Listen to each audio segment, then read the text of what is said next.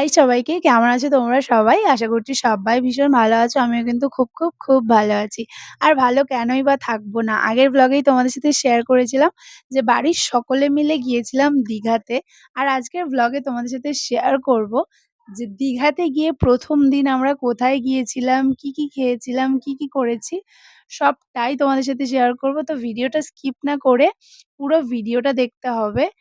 আর তো চলো দেরি না করে ভিডিওটা শুরু করা যাক। তো ১ম এই হোটেলে গিয়ে আমরা ফ্রেশ হয়ে মানে আমি আর ছর্দি বেরিয়ে পড়েছিলাম কিছু খাবার আনতে যাওয়ার জন্য। মেইনলি চা আনতেই যাচ্ছিলাম। যেহেতু জলখাবার হওয়ার এখনো দেরি আছে তাই চা আনতে গিয়েছিলাম। তো চায়ের দোকান থেকে সবার জন্য চা নিয়ে চলে এসেছিলাম রুমে। আর রুমে এসেই এখানে দুজন দুটো কাপে চা নিয়েই বসে পড়েছিলাম। মানে আমি আর ছর্দি দুজন চা নিয়ে বসে পড়েছিলাম। আমরা এখন বসে বসে চা বিস্কুট আর তার সাথে চিড়ে ভাজা খাচ্ছি।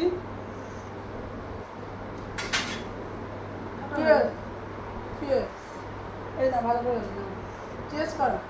চিয়ার্স।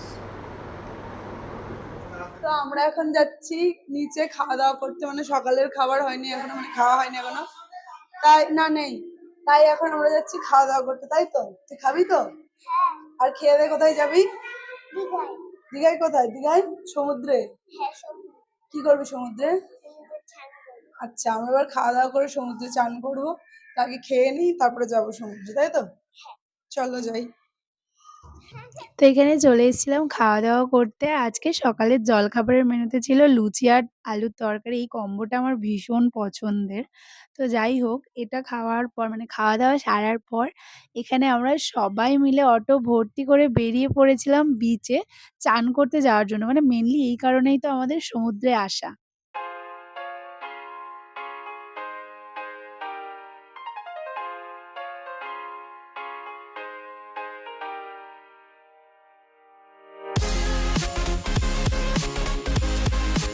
দেখতে এখানে চলে এসেছিলাম বিচে।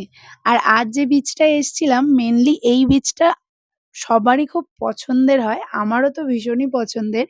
আজ এসছিলাম উদয়পুর বিচে। উদয়পুর বিচে তো চলে এসেছি কিন্তু কারা এসছি সেটা তো বলা হয়নি। চলো সেটা আগে বলে দিই।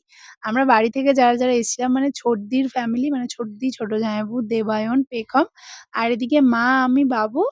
ওদিকে ছিল সুদীপ, বুড়োদা তার সাথে ইন্দ্রদা আর প্রণবদা এদের ফ্যামিলিরাও ছিল। তো উদয়পুর আসার পর এখানে ১ম এই ওরা চলে গেছিল বিভিন্ন রকম মাছ দেখতে। এখানে কাঁকড়া, চিংড়ি আম আরো বিভিন্ন ধরনের মাছ ওরা দেখছিল।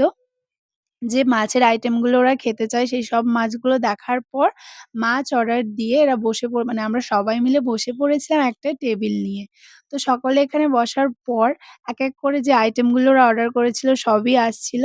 আর এখানে মানে একটা টেবিলের মধ্যে আমি, ছোট জামাইবাবু, এদিকে বাবু, সুদীপ আর বুড়োদা ছিলাম। আর ওদিকে মা, পেখম আর দেওয়ানকে নিয়ে সমুদ্রে চান করছিল। তো যাই হোক এখানে এই চিংড়ি মাছ মানে এট লাস্ট চিংড়ি মাছের আইটেমটা দিয়েই শেষ করেছিল আজকে ওদের খাওয়া-দাওয়া। আর এই চিংড়ি মাছের আইটেম দেখে সুদীপ তো মানে আনন্দে পাগলই হয়ে গেছিল, পাগলের মতো নাচছিল। তো যাই হোক ওর পাগলামি দেখা শেষ করে আমরা এবার যাচ্ছিলাম সমুদ্রে চান করার জন্য। সমুদ্রে আসলে মেইনলি আমাদের পেখম বুড়ি কিন্তু ভীষণ মজা করে। মানে আমরা তো মজা করি কিন্তু আমাদের থেকেও বেশি ও মজা করে। আর ও সমুদ্রে চান করতে ভীষণ ভালোবাসে। আশা করি সেটা ওর মুখ দেখলেই তোমরা বুঝতে পারবে যে কতটা মজা পায় সমুদ্রে আসলে। তো যাই হোক এখানে চান-দান করে মানে চান করার পর আমরা সবাই মিলে হোটেলে গিয়ে ফ্রেশ হয়ে নিয়েছিলাম। আর তারপরে ফ্রেশ হওয়ার পরেই সবাই মিলে চলে এসেছিলাম খাওয়া-দাওয়া করতে। সবার চোখ মুখের অবস্থা তো খারাপ মানে একদম অবস্থা পুরো খারাপ। তো এখানেই চলে এসেছিলাম খাওয়া-দাওয়া করতে। আর আজকের মেনুতেও বেশ অনেক আইটেম ছিল। ছিল সাদা ভাত, মুড়িঘন্ট, ডাল, তার সাথে পোস্ত দিয়ে আলু ভাজা।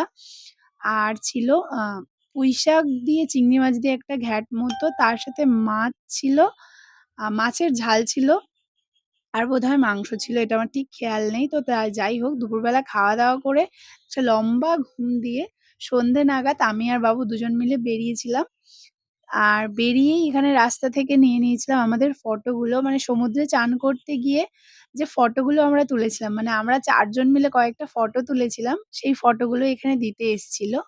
তো সেগুলোই নিয়ে নিয়েছিলাম। আর নেওয়ার পরেই এখানে বেরিয়ে গিয়েছিলাম একটু খাওয়া-দাওয়া করার জন্য। মানে যেহেতু সন্ধে হয়ে গিয়েছে আর সন্ধেবেলা যেহেতু আমরা বাঙালি, মানে বাঙালির তো চা ছাড়া চলে না। সেটা সকাল, সন্ধে, বিকাল যখনই হোক না কেন। আর সন্ধেবেলা মানে স্পেশালি সন্ধেবেলা চাটা একটু আগেই দরকার হয়। আর সমুদ্রে মানে দীঘায় আসার পর এই যে যেখান থেকে আমরা চাটা খাচ্ছি, এই জায়গার চাটা বেশ ভালো লেগেছিল। তাই যতবারই চা খেয়েছি ততবারই এখান থেকে চাটা খেয়েছি।